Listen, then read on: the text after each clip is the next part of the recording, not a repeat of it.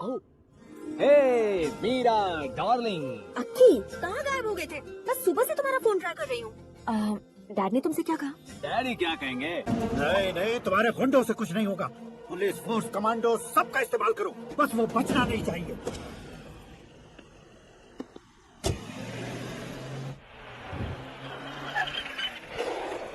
वहाँ देख। गजपति अंकल, ये क्या है? चल। ठीक है, आ जा।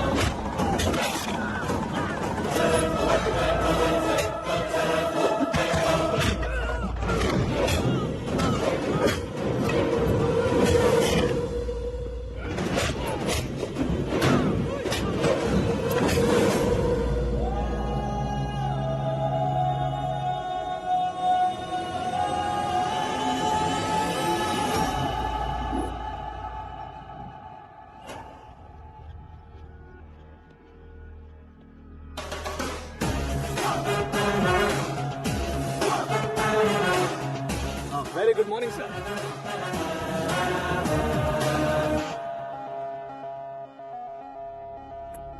मेरी जिंदगी में अंदर तक घुस चुके हो, बस चेयर पर कोने पर क्यों बैठ जाते हो तुम? इज्जत करता हूँ, ससुर जी की इज्जत, रिस्पेक्ट। रेस्पेक्ट। आपका पेपर वेट भी कुर्सी है। आपको शायद पावर में रहना बहुत पसंद है। क्या है ये? आप ही ने लिख कर दिया था। आपकी बात के मुताबिक आप अपनी बेटी मुझे सौंप देंगे, मैं उसे घर ले जाऊंगा, सबसे इंट्रोड्यूस करवाऊंगा। एक मिनट मेरी जगह पर आकर सोच कर देखो यार, तुम जैसे को मैं अपनी बेटी कैसे सौंप सकता हूँ? गुस्से में लेटर लिखने से पहले सोचना चाहिए था। मैंने कहा था ना, शुक्र महादशा डांसिंग। देखो, गोवा के पास बीच समंदर में मेरे पास एक आइलैंड है। 200 एकर्स काफी होगा। मीरा को भूल जाओ। मीरा के बगैर आइलैंड किस काम का? शमशाबाद एयरपोर्ट के पीछे 300 एकड़ जमीन है। मीरा के बिना वो जमीन किस काम की? ओके, तो फिर 500 करोड़ लिक्विड दूंगा, लाइफ टाइम सेटलमेंट। तो मीरा किस काम की? ठीक सुना आपने। 500 करोड़ लिक्विड कैश सुनने में भी बहुत अच्छा लग रहा है सर। आपने अभी जो फिगर बताई, मीरा की फिगर कुछ नहीं है सर। एक दिन तो आपसे मैं पंगा ले सकता हूँ, पर मुझसे रोज रोज तो नहीं हो सकता ना। जल्दी कीजिए सर, मुझे खरीद लीजिए। तुम्हारी कोई चाल तो नहीं है इसमें? तुम सचमुच मान गए हो? और क्या सर, आपका दिया ऑफर पसंद आया कह रहा हूँ, तो आप फिर से कंफ्यूज कर रहे हो। सर, हमें ये मौका नहीं छोड़ना चाहिए। वो अपना मन बदल दे, उससे पहले ये डील फाइनल कर दीजिए सर।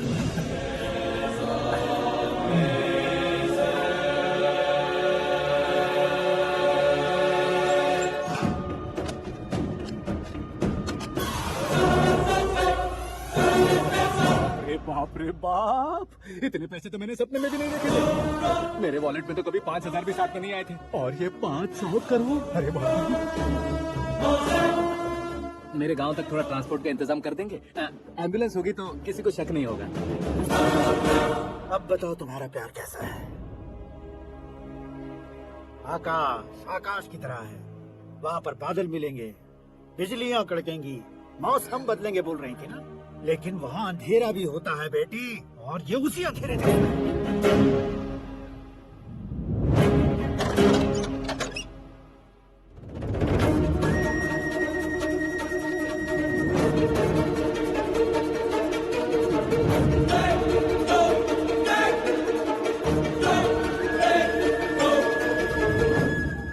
वाह, तुम तो कमाल के निकले। तुमने मेरे लिए इसको छोड़ दिया और फिर पैसों के लिए मुझे छोड़ दिया। कल इन सबको भी छोड़ दोगे? मैं अपने डैड की तरह हूँ, डैड की तरह हूँ, ये कहते थे ना। सच में तुम अपने डैड की तरह ही हो। अब समझ में आया। उन्होंने सेवा के नाम पर जैसे लोगों को धोखा दिया, तुमने वैसे ही प्यार के नाम पर हम दोनों को धोखा दिया। अब बस करो।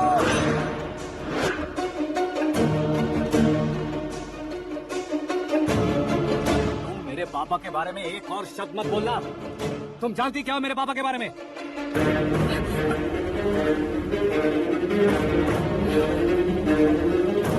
तुम जानती हो ये कौन है?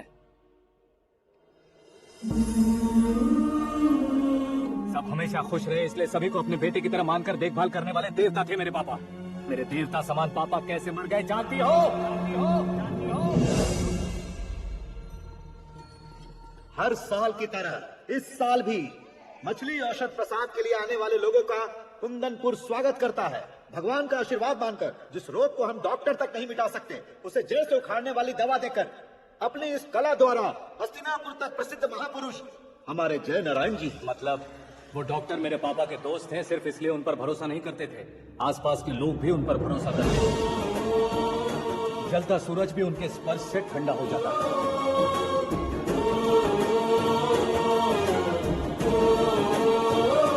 साहब नमस्कार। तुम्हारा विश्वास ही तुम्हें निरोगी बनाएगा।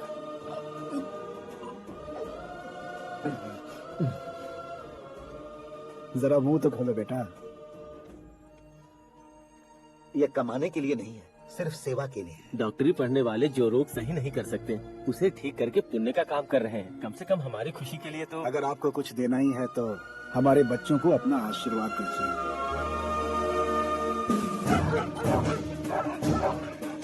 मेरे पापा की सेवाओं को देखकर पार्टी के हाई कमांड भी हमारे घर पर आए थे। ये राजनीति मेरे बस की बात नहीं है। कोई जानकार आएगा तो वो राजनीति करेगा, और अगर आप आएंगे तो सेवा करेंगे। ऐसी सेवा करने वाले इस जिले में बहुत सारे लोग हैं। ऐसे लोग बारिश की बूंदों की तरह होते हैं, लेकिन आप अपने आप में ही समंदर हैं। लेकिन 15 सालों से टिकट का इंतजार कर रहे हैं। अशोक गजपति जी गलत सोचेंगे। सिर्फ कुर्सी के लिए सोचने वालों के बारे में हमारी पार्टी नहीं सोचती। लेकिन अशोक गजपति ने कुछ और सोचा। जब सब खुशियां मना रहे थे तब उसको टिकट नहीं मिली। उस कड़वे सच को कोने में छुपाकर मीठे झूठ से हाथ मिलाने के लिए मेरे पापा के पास आया। ये क्या है जी? दुख बांटने वाले समय पर आप मिठाई बांट रहे हैं। आपकी टिकट इन्हें मिल गई, आपको बुरा नहीं लगा? ना तो नहीं कहूंगा, लेकिन बुरा मानने से कोई मतलब नहीं होगा, ये जरूर कह सकता हूँ। एक मंडल प्रेसिडेंट बनकर मैं अपना काम कर रहा हूँ, लेकिन एक इंसान होकर ये लोगों की सेवा कर रहे हैं। काम करने पर सैलरी मिलती है, लेकिन सेवा करने से नाम होता है, इसलिए उस नाम को वो टिकट मिला है। ये झंडा मैंने पार्टी को जिताने के लिए नहीं पकड़ा है, प्रजा के लिए पकड़ा है सर। अगर आप मेरे साथ चलेंगे तो वो जीत आपके साथ ही शुरू होगी। उनकी दोस्ती को देखकर सारा गांव खुश था, लेकिन अशोक गजपति के लोग गुस्से में उनके घर पहुंचे। ये सब क्या है सर? इच्छा जताते ही सबको मिल जाए, इतना आसान नहीं है कुर्सी को पाना। ये एक सपना है। लेकिन हमने कितनी मेहनत की थी। मेहनत करने से तनख्वाह मिलती है, कुर्सी नहीं। अरे वो भी तो वो छीन कर ले गया सर। पावर को कोई खींच कर नहीं ले जा सकता। वो देखो, उस कुर्सी को देखो, उसमें ऐसे कोई बुढ़िया बैठे तो वो व्हील चेयर है। एक ऑफिस के सामने सिक्योरिटी वाला बैठे तो वॉचमैन चेयर है, और अगर एक सीएम बैठे तो वो सीएम चेयर है। कीमत कुर्सी की नहीं, इंसान की होती है। इलेक्शन ने हमारे घर का माहौल ही बदल दिया। जिन हाथों में किताबें होनी चाहिए थी वहाँ पार्टी के झंडे आ गए। शोर क्यों मचा रहे हो? तुम लोग कब से झंडे को लेकर के झगड़ा कर रहे हो? कुछ नहीं पापा, हमारी पार्टी का झंडा अच्छा है, लेकिन पार्टी का चुनाव चिन्ह टाइगर की बजाय लायन होता तो और अच्छा होता। ऐसा क्यों बेटा? वो इसलिए डैडी कि लायन जंगल का राजा होता है और आप इस गांव के राजा हो ना। तुम गलत हो, ऐसे कोई राजा नहीं बनता। मैं गलती करूंगा तो मुझे भी सजा मिलेगी।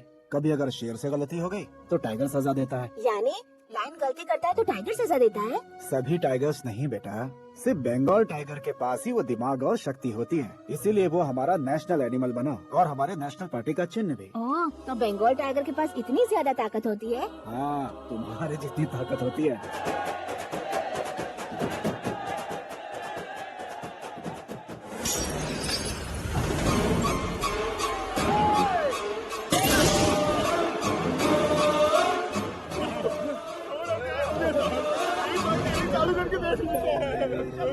मछली औषध अचानक जहर बन चुकी है। लोगों की जान बचाने के लिए ट्रीटमेंट चल रही है। पैसों के लिए फार्मा कंपनी के साथ मिलकर धोखा दिया जाएगा। बहुत से लोगों की जान जा चुकी है। ताजा सूत्रों से पता चला है बहुत से लोगों के हाथ पैरों ने काम करना बंद कर दिया है। कुछ लोगों को खून की उल्टियां हो रही है। कितने लोग मर चुके हैं, कितनों की जिंदा बचने की उम्मीद भी नहीं है। डॉक्टर्स के जवाब नहीं दे पा रहे हैं।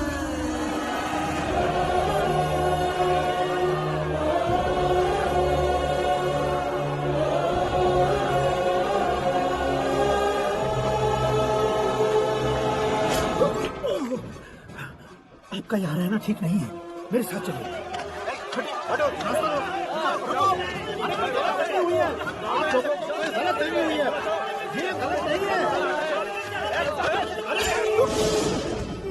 जय नारायण जी को चाकू मार दिया, भागो। किसी ने नहीं, मैंने मारा। मौत उनके साथ परछाई बनकर घूम रही थी जिसे पापा पहचान नहीं पाते। मुझसे क्या देख रहे हो? तुम न्याय पर भरोसा करते हो तो वो पैसों पर करता है। फार्मास्यूटिकल कंपनी ने उस डॉक्टर को खरीद लिया और उस डॉक्टर ने तुम्हें खरीदा है, यही कहानी बनाई है। मैं तुम्हें खत्म करने से पहले तुम्हारे नाम को खत्म करना चाहता था, इसीलिए ये सब किया। और जाने से पहले मेरी एक बात सुन लो। तो जिंदगी में पैसे वाले से पंगा ले सकते हो, ताकतवर से पंगा ले सकते हो, बड़े बैकग्राउंड वाले से पंगा ले सकते हो, लेकिन अक्लमंद इंसान से कभी पंगा नहीं लेना चाहिए।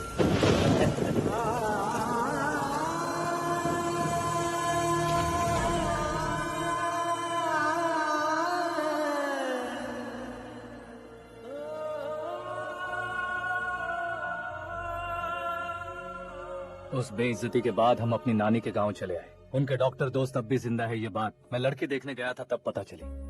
My family photos. और ये हमारे ताऊ जी।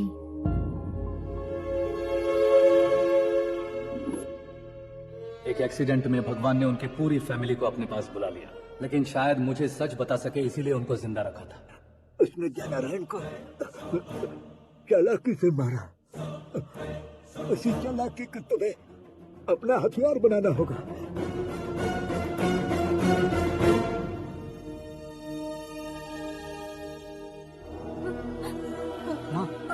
माँ बेटी, माँ माँ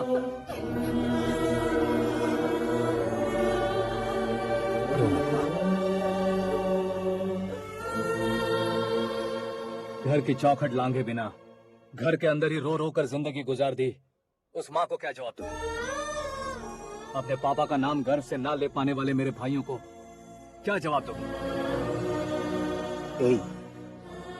उम्र में तुम हम दोनों से छोटे हो, लेकिन इस जिम्मेदारी को लेकर इस घर के बड़े बेटे बन गए। भैया, तो फिर तुमने वो पैसे क्यों लिए? कल मेरे पापा की पुण्यतिथि है, जिस दिन उनकी बेइज्जती हुई थी। जिस गांव ने मेरे पापा को धुतकारा था वही गांव दोबारा मेरे पापा को पूछने लगे वो करूंगा, इसलिए पैसे लिए।